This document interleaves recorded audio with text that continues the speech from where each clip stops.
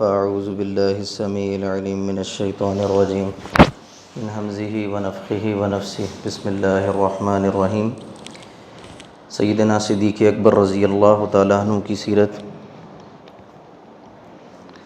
ابوبکر صدیق رضی اللہ تعالیٰ عنہ جب حبشہ ہجرت کرنے لگے، اور ہم تذکرہ کر چکے کہ ابن الدغنہ نے آپ کو پناہ دی اور آپ کو واپس لے کر آیا، تو عرب کے سرداروں نے جو بات طے کی وہ یہ تھی کہ ابوبکر صدیق رضی اللہ تعالیٰ عنہ علی الاعلان قرآن نہیں پڑھیں گے، آپ علی الاعلان عبادت نہیں کریں گے اور لوگوں کو تبلیغ نہیں کریں گے۔ کیوں؟ اہل سیر لکھتے ہیں کہ صدیق اکبر رضی اللہ تعالیٰ عنہ آپ جب قرآن پڑھا کرتے تھے تو آپ بہت رویا کرتے تھے۔ ایک تو آپ کی زبان تھی، عربی سمجھ آتی تھی، پھر وہ ایمانی کیفیت جب دل پر طاری ہوتی ہے اس کا سرور ہی الگ ہوتا ہے۔ چنانچہ علامہ اقبال کے بارے میں بھی آتا ہے کہ ان کا جو نوکر علی بخش تھا، جب اس سے پوچھا گیا تو وہ کہتا ہے کہ آپ جب قرآن پڑھا کرتے تھے تو بہت رویا کرتے تھے، قرآن آپ پر منکشف ہوتا تھا اس طرح۔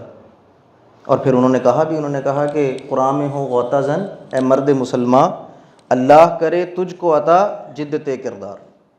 جب انسان قرآن میں غوطہ زن ہوتا ہے تو پھر اس کے اسرار ہر ایک پر الگ طرح سے منکشف ہوتے ہیں، یاد رکھیے گا۔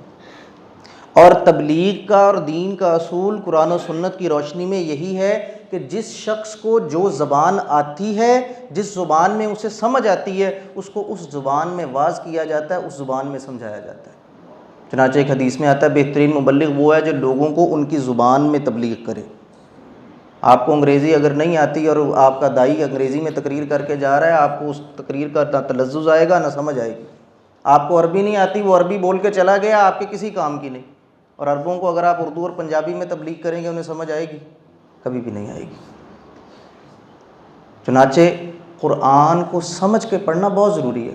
آپ اپنے اوپر لازم کر لیجئے کہ اگر آپ کے پاس وقت نہیں ہے تو دن میں صرف 2 آیتیں یا 1 آیت ترجمے کے ساتھ پڑھیں، اسے سمجھیں، کوئی بات نہیں۔ 3 سال میں، 4 سال میں، 5 سال میں قرآن مکمل ہو جائے گا۔ آپ دیکھیے گا جب کڑی سے کڑی جڑے گی، ترتیب سے قرآن منکشف ہوگا، اگلی دفعہ جب آپ قرآن پڑھیں گے یا ممکن ہے اسی دفعہ اللہ تعالیٰ قرآن کو ایک نئے طریقے سے آپ پر ریویل کرے گا، آپ پر منکشف ہوگا، قرآن کی سمجھ ہی بدل جائے گی، اور پھر جس طرح آپ کو سمجھ آتی ہے وہ آپ کے دل پہ آنا شروع ہو جائے گا۔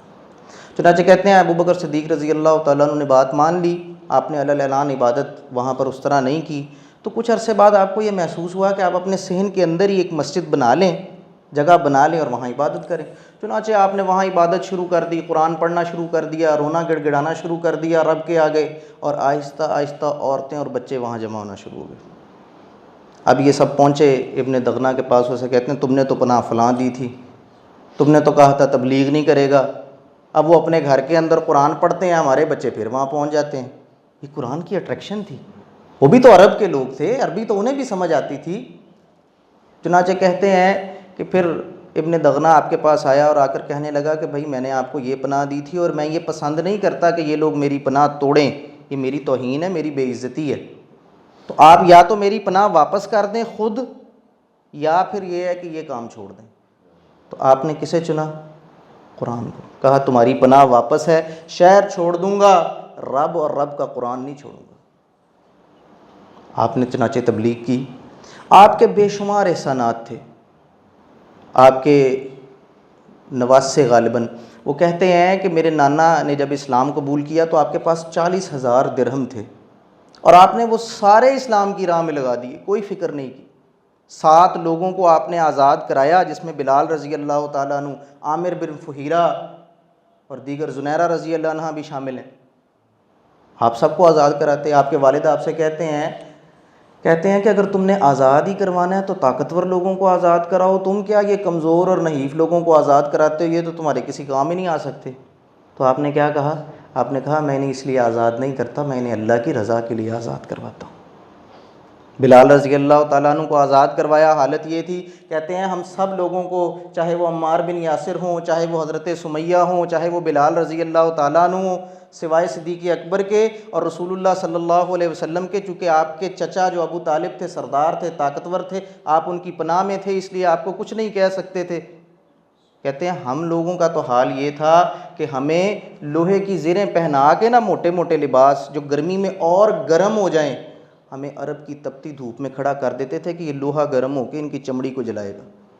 اور بلال رضی اللہ تعالیٰ عنہ کہتے ہیں میں غلام تھا، میرے ساتھ کیا معاملہ کرتے، مجھے صرف اس پر ہی نہیں چھوڑتے، مجھے اوباش لڑکوں کے حوالے کر دیتے، وہ مجھے مارتے پیٹتے۔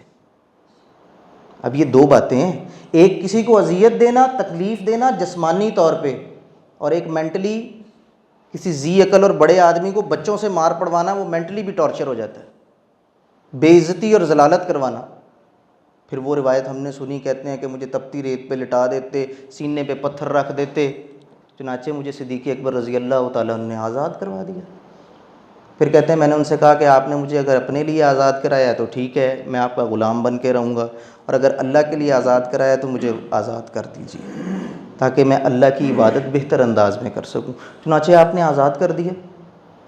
نبی صلی اللہ علیہ وسلم نے آپ کو سارے سفروں میں اپنے ساتھ رکھا، جب آپ غار ثور کی طرف گئے ہیں تب بھی آپ کے ساتھ تھے، ہجرت کے ساتھی تھے، آپ ہجرت کرنا چاہ رہے تھے، رسول اللہ نے آپ کو روک لیا، کیا کہا کہ مجھے ہجرت کا حکم ہوگا تم میرے ساتھ جاؤ گے۔ اماں جی عائشہ کہتی ہیں کوئی دن ایسا نہیں گزرتا تھا کہ نبی صلی اللہ علیہ وسلم کے 2 چکر نہ ہمارے گھر میں لگتے ہوں صبح و شام۔ دیکھیں نا مقام ہے، کس کا چکر لگ رہا ہے؟ امام کائنات کا۔ کس کے گھر لگ رہا ہے؟ صدیق اکبر کے۔ کتنی دفعہ لگ رہا ہے؟ 2 دفعہ۔ اتنی محبت تھی، چنانچہ آپ کو ساتھ لے کے گئے۔ اور عامر بن فہیرہ جو بکریوں کا دودھ انہیں پلایا کرتے تھے، وہ بھی وہی غلام تھے جنہیں صدیق اکبر نے آزاد کروایا تھا۔ عبداللہ جو خبریں لا کر دیا کرتے تھے، وہ بھی انہی کے بیٹے تھے۔ اور پھر کمال حکمت عملی ہے، چنانچہ کہنے لگے، کہتے ہیں کہ رات کے وقت بیٹا خبریں لے کے آتا تھا، دن کے وقت قریش کے پاس رہتا تھا، رات کے وقت یا سحری سے بہت پہلے بکریاں چرانے کے لیے نکل آتے، ہمیں بکریوں کا دودھ پلاتے، اور انداز یہ تھا کہ عبداللہ چل کر آئے گا، اس کے پاؤں کے نشان پڑیں گے، عرب کے لوگ کھرا نکالتے نکالتے ان تک پہنچ نہ جائیں، اسی رستے سے بکریاں آتی ہیں، بکریوں کے کھروں سے پاؤں کے نشان مٹ جاتے ہیں، دونوں بندے واپس چلے جاتے ہیں، 3 دن گزر جاتے ہیں۔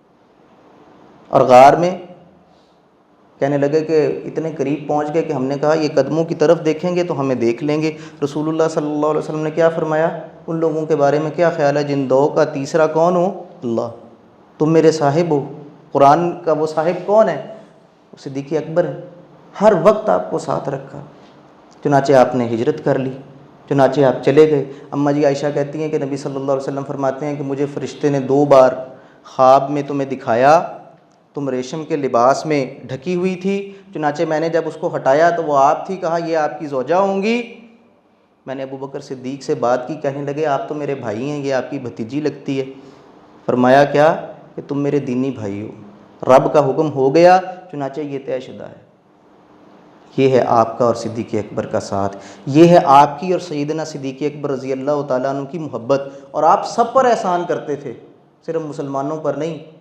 یہ خصوصیت پکڑ لیجئے لوگوں پر احسان کرنے کی۔ چنانچہ صلح حدیبیہ کے موقع پر جب عروہ بن مسعود ثقفی آیا اور آ کے نبی صلی اللہ علیہ وسلم سے زبان درازی کی، تو آپ نے بہت سخت الفاظ میں اس سے بات کہی، بہت سخت الفاظ میں۔ تو کہنے لگا یہ کون ہے؟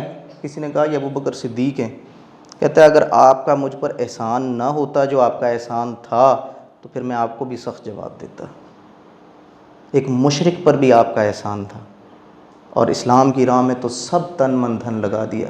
چنانچہ اس سیرت سیدنا صدیق اکبر کو ہم نے اپنانا ہے، اپنی زندگیوں میں لگانا ہے، لوگوں کی مدد کرنی ہے اور لوگوں کو جوڑنا ہے، ان کو توڑنا نہیں ہے۔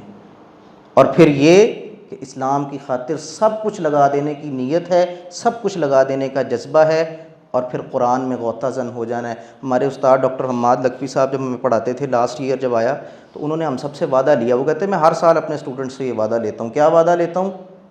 کہ اپنی زندگی میں آپ نے قرآن کو ترجمے کے ساتھ سمجھ کر پڑھنا ہے، لازمی ہر روز ایک سرٹن اماؤنٹ اس کی مقرر کر لیں، 1 آیت 2 آیت، 1 رکوع 2 رکوع، 1 پارہ، جتنی آپ کے لیے آسان ہے، اور بغیر عذر کے آپ نے اسے چھوڑنا نہیں۔ کل ایک مجلس میں بیٹھے تھے، وہاں بھی ایک بھائی یہی کہہ رہے تھے، کہتے لوگوں سے یہ وعدے لیا کریں، اب تو موبائل میں قرآن آ گیا، اب تو عذر ہی کوئی نہیں ہے۔ اور جب ہمارے پاس قرآن موجود ہو، ترجمے کے ساتھ ہو، سمجھنے کے مواقع ہوں، پھر ہمیں انگریزی تو آئے عربی تو آئے، چائنیز تو آئے، فرینچ تو آئے، لیٹن تو آئے، لیکن قرآن نہ آئے، کوئی عذر نہیں ہے کسی کے پاس کہ وہ قرآن کو کیوں سمجھ نہیں سکا۔ اللہ تعالیٰ سے دعا ہے کہ ہمیں قرآن سمجھنے کی توفیق عطا فرمائے، سیرت سیدنا صدیق اکبر پہ عمل کرنے کی توفیق عطا فرمائے، پھر ہم سے قبول فرما لے۔ اقول قولی ھذا استغفر اللہ لی ولکم ولسائر المؤمنین والمؤمنات۔